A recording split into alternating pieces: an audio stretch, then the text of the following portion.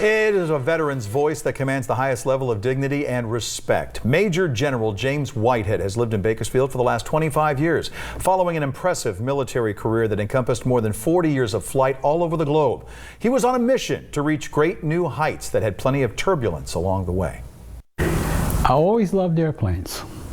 From 8 years old, I wanted to fly airplanes. I made every model you could think of. So at the age of 17, James T. Whitehead joined the Army National Guard.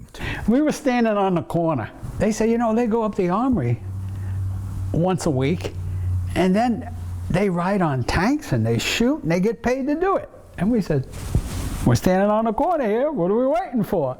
That lasted a year. He then took off for the University of Illinois to pursue his love of planes and become an airline pilot. He passed his professional pilot's course, got his license, when his dream was suddenly grounded. My instructor said, Jim, have you checked to see if the airlines will hire you? I said, not really.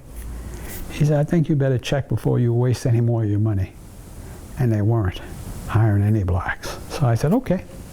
Go to the Air Force. But what a decision it turned out to be. Whitehead graduated college and went to flight school with dreams of flying fighter jets. But what the military needed at the time was pilots for bigger aircraft. So I said, hey, 135, we're only second class to get them, brand new.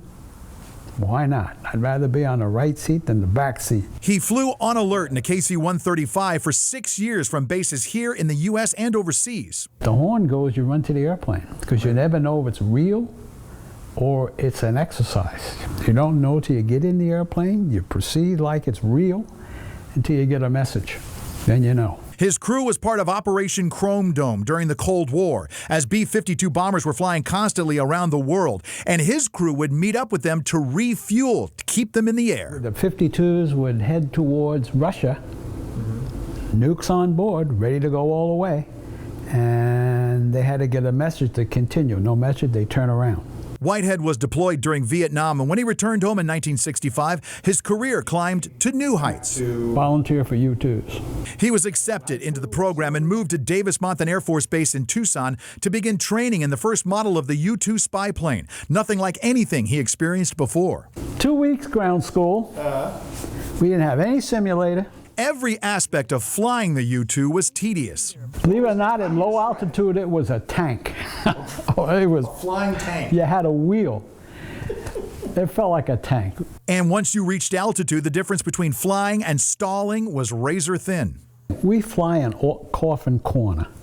That's about 6 to 8 knots between high speed and low speed stall. In 1966, Whitehead, the first African-American U-2 pilot and only the 129th to achieve combat-ready status at the time, flew missions over Cuba and elsewhere, and the enemy knew he was there. You know when they lock on, and you know when they fire.